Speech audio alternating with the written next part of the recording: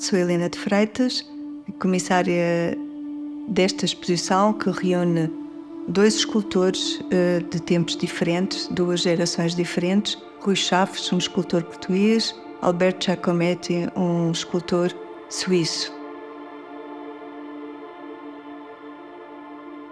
São reunidos através de um título, Gris, vide, gris, cinzento, vazio e gritos, tradução para português, e é um excerto de um poema de Alberto Giacometti. Por aí desenvolveu-se um trabalho, uma pesquisa teórica, mas também plástica, numa experiência absolutamente singular. Rui Chaves é um escritor, Alberto Giacometti escreveu muito, há um livro muito volumoso que reúne todos os seus textos e a investigação partiu por aí. Há uma pesquisa teórica, no fundo, para tentar justificar e tentar perceber qual era a razão deste encontro. Não se cruzaram nem no tempo, nem no espaço, mas de facto as obras juntas criavam uma ressonância que para mim foi importante perceber, em que se fundamentava. 19 obras de Giacometti e 11 esculturas de Rui Chaves. Num país onde a obra do escultor suíço não existe e com obras feitas expressamente para esta exposição por Rui Chaves, de um modo muito especial que no fundo dá a ver as obras de Giacometti. É através das esculturas de Rui Chaves, sobretudo de duas delas, que nós temos acesso a uma apresentação muitíssimo singular, onde podemos ver com muita proximidade e com mesmo intimidade as obras de Alberto Giacometti.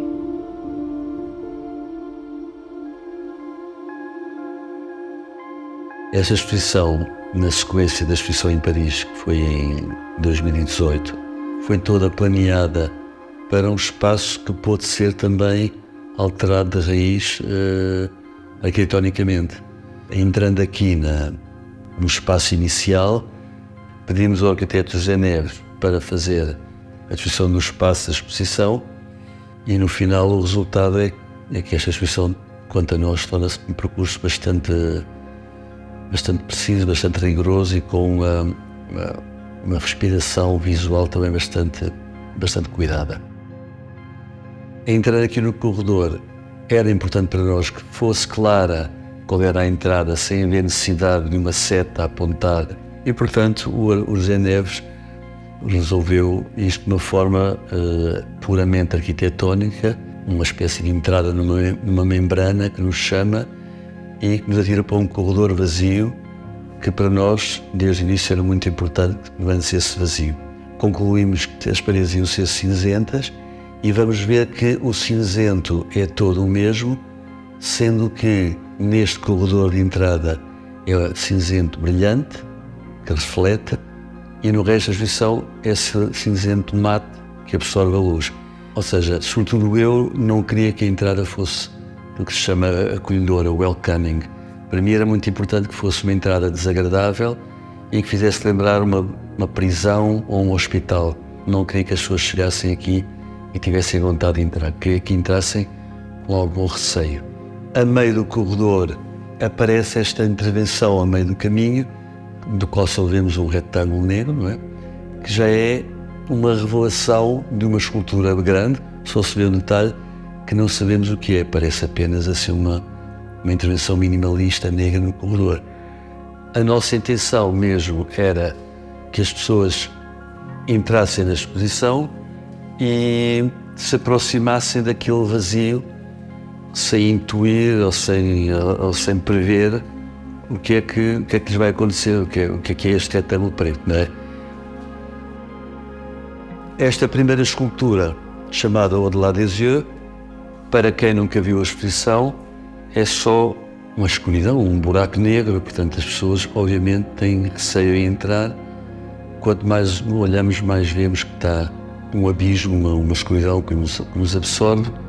Vamos ver algumas esculturas Giacometti, mas vistas de uma maneira como nunca são vistas ou como nunca foram vistas. Inventei e imaginei esta, entre aspas, máquina de ver esculturas Giacometti, que é uma caminhada no escuro. Para mim é muito importante a pessoa ter a noção de que está em solidão com as esculturas, ou seja, não está numa sala a ver uma caixa de vidro, está exatamente o contrário, a pessoa está dentro de uma caixa, onde através de frinchas mínimas ou de furos está a espreitar para fora, e o fora é a escultura Giacometti. De notar também que algumas das peças são extremamente frágeis, como por exemplo o retrato de Diego, que é em barro cru. Quando fizemos a escolha das peças e a Fundação Giacometti deu-nos carta branca, interessou-nos muito a ideia de fragilidade, desmaterialização, peças muito mais próximas da desintegração. Algumas peças aqui são em gesso ou em barro cru e são, pela sua própria natureza, obras que estão no limite de desaparecerem fisicamente. O Giacometti, ao ver as esculturas, veria assim mesmo próximo da cara, como nós aqui temos possibilidade de ver. Este é uma ficção, como o Rui disse, de um encontro entre dois artistas. É uma escultura onde o Rui Chaves, no fundo, dá a ver obras de Giacometti, como ele disse, que nunca foram vistas. O que há aqui de mais intenso, há algo que é muito transformador e muito revelador neste processo de criação, que é o modo como nós nos relacionamos com a escultura.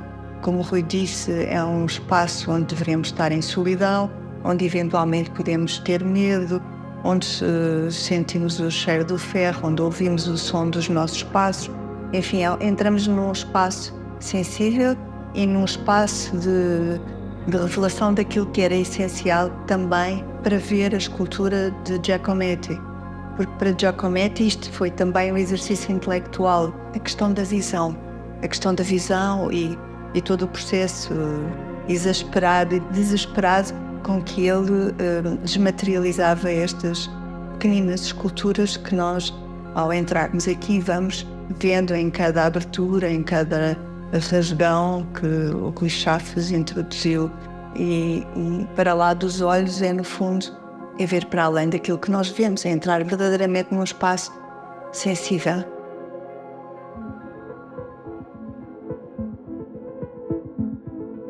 Para prosseguirmos, devemos fazê-lo com lentidão, para podermos chegar a uma segunda sala onde poderemos ver devagar a revelação de duas outras esculturas, uma de Giacometti, chamada René, e uma outra de Rui Chaves, chamada La Nuit.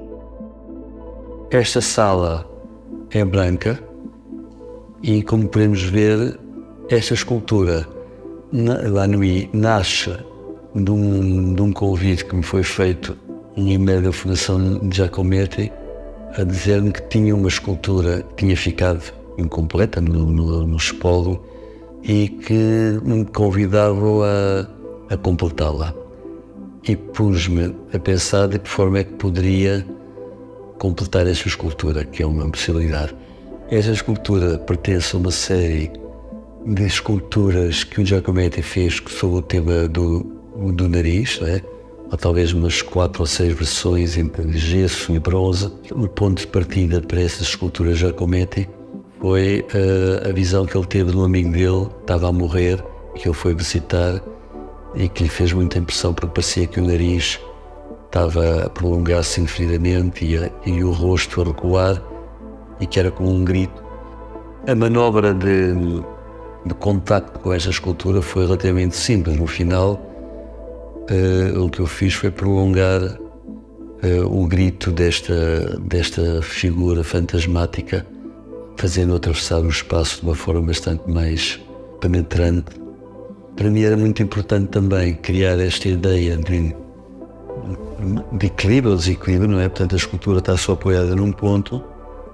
Isto é mais uma fábula visual, porque, como nós sabemos, esta escultura de ferro é muitíssimo mais pesada do que esta escultura, mas visualmente parece que esta escultura tem de tal maneira peso que está a equilibrar a outra escultura. Portanto, mais uma vez, como tantas vezes o meu trabalho, é uma fábula visual, é uma fabulação dos materiais e da própria estática e estruturas internas das forças de gravidade e de equilíbrio e desequilíbrio.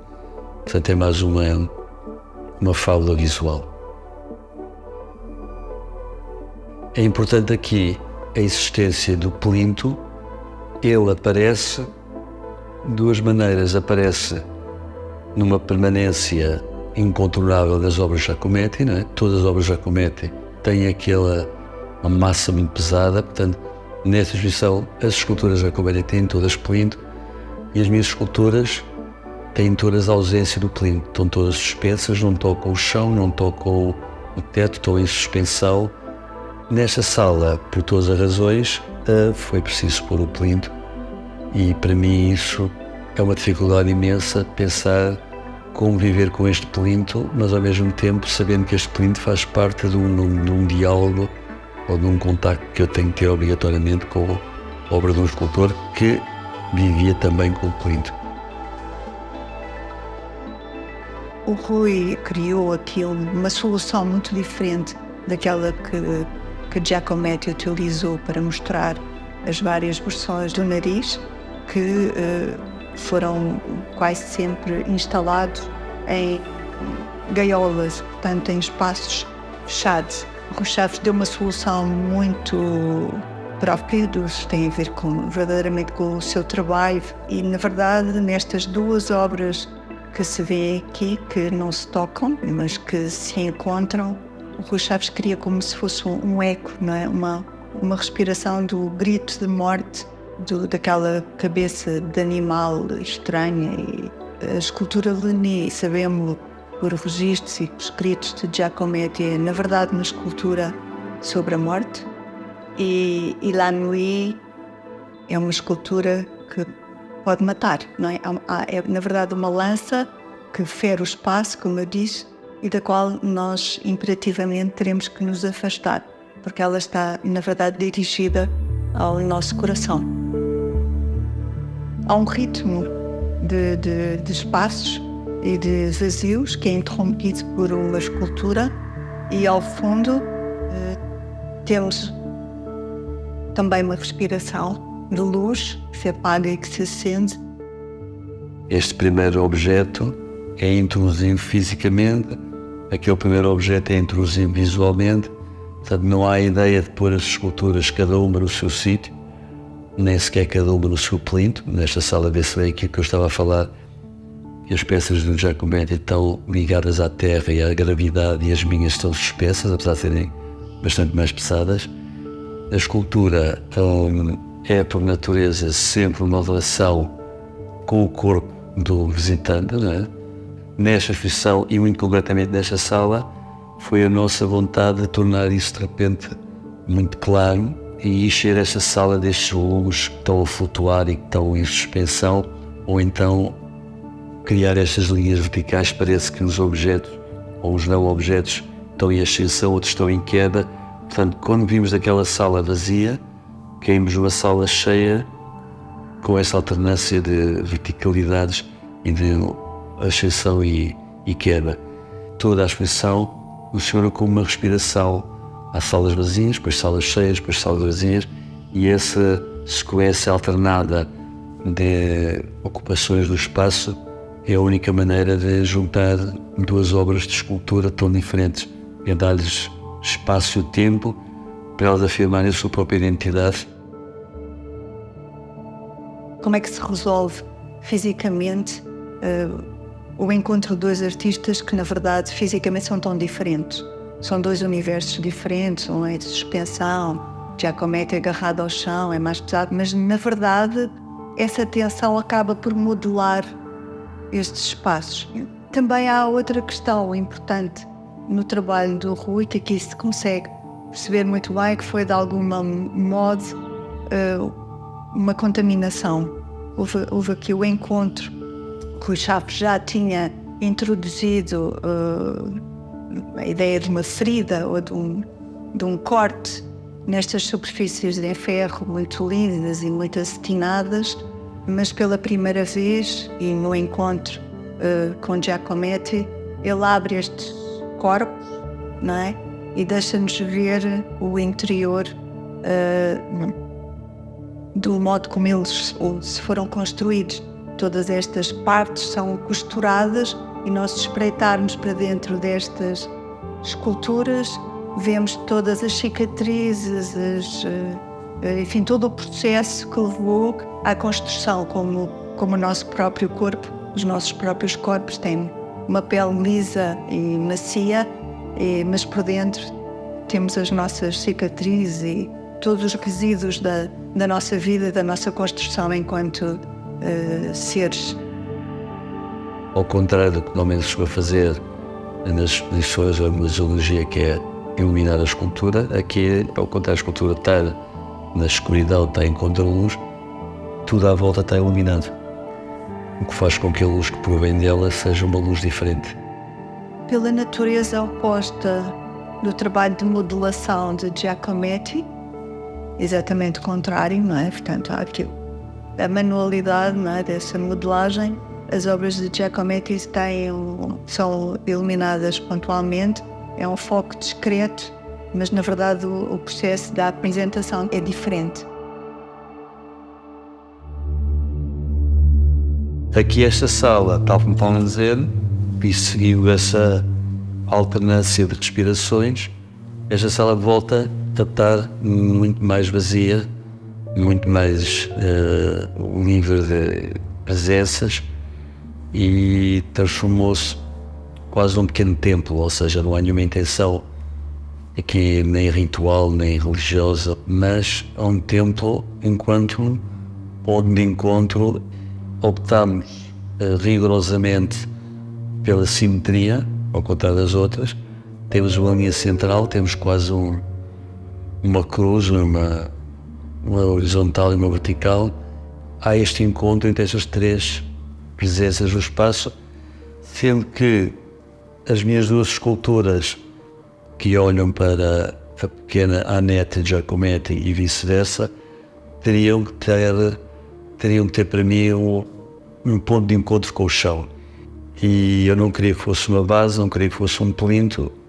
Avancei para uma coisa que não chega a ser uma base nem um plinto, embora possa ser bastante com isso, que é uma linha vertical, uma chapa vertical cortante, e portanto aquelas peças ficam numa ambiguidade, sem saber se chegam a tocar o chão, se não chegam. E depois depende do ponto de vista, se for visto de lado, parece mesmo uma base, quase uma coluna.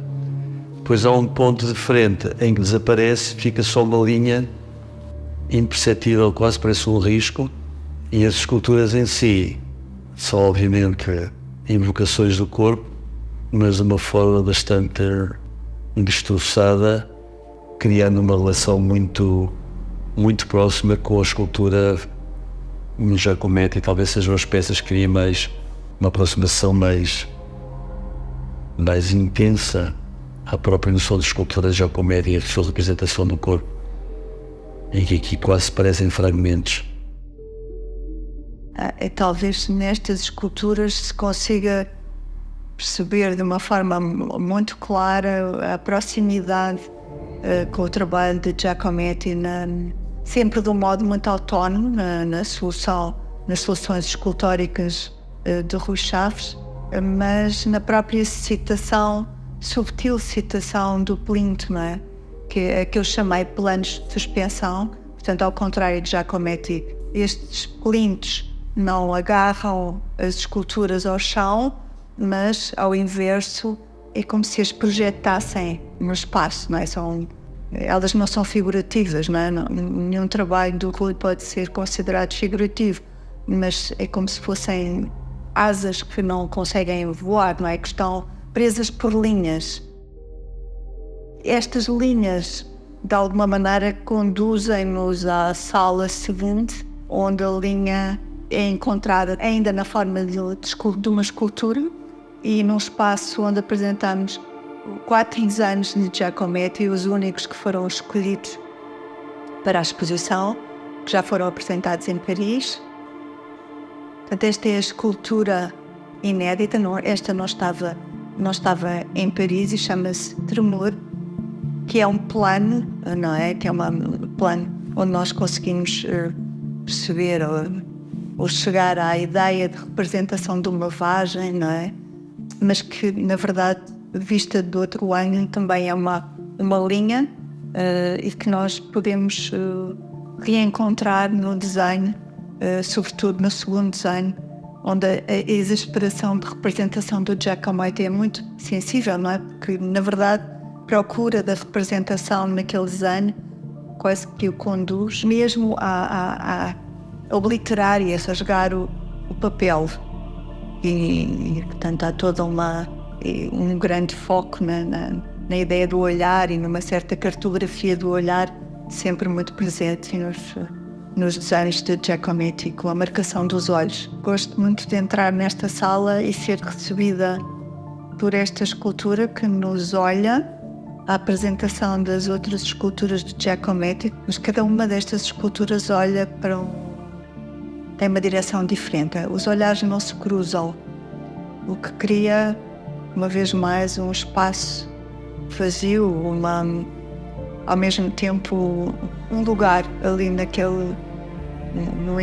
não encontro destas três esculturas. Esta sala é sobretudo habitada por esculturas de Giacometti e só tem uma escultura minha que está ali a puxar-nos lá para o fundo, aquela força que está ali agarrada a vigiar a sala, não é? Como uma gárgula quase, e ao aproximar-nos desta peça que está como se fosse uma guardiã das esculturas de Giacometti, somos atraídos para a próxima sala por uma porta que o arquiteto construiu aqui. Portanto, mais uma vez, esta exposição é um percurso, mas a ideia é que as pessoas, os visitantes, vão descobrindo as salas e as obras numa sequência orientada pela arquitetura. E aqui, ao ver esta escultura, de repente somos chamados para a próxima sala, onde entramos por um sítio onde não pensaríamos que íamos entrar, não é? Nesta sala aqui temos esta sombra enorme chamada Lumière, que funciona quase como uma barreira ao nosso olhar, ao nosso corpo, à nossa percepção do espaço, e quando a descobrimos vemos que esta escultura está torta, não é? Está em desequilíbrio quase, mais uma vez a ideia do equilíbrio e do desequilíbrio, e a escultura convida-nos a entrar numa peça para ser percorrida, para ser experimentada dentro, e nós somos atraídos para a escultura de Giacometti, que se chamava Toute Petite Figurine, que é das esculturinhas mais pequenas que Giacometti fez e que eu fazia no hotel em Zurique durante a Segunda Guerra Mundial, né, que eu tinha ateliê, e a escultura está ao fundo, não é? Chama-nos, mas quando percorremos essa escultura, a minha escultura, para chegar até lá, há uma experiência física de desequilíbrio. Portanto, a escultura convoca o olhar, mas também o corpo. Portanto, o nosso corpo cai para o lado direito, há um peso. Acentua-se depois quando vemos a escultura e quando voltamos para trás, não é? Temos um efeito de náusea, tem a ver com o balanço do corpo. É uma escultura cuja experiência para ir ver e depois para regressar passa por uma náusea mais ou menos forte, provocada por este espaço desconfortável. Para mim é uma experiência de total também, não só do olhar e da nossa memória e da nossa imagem, mas também do nosso corpo.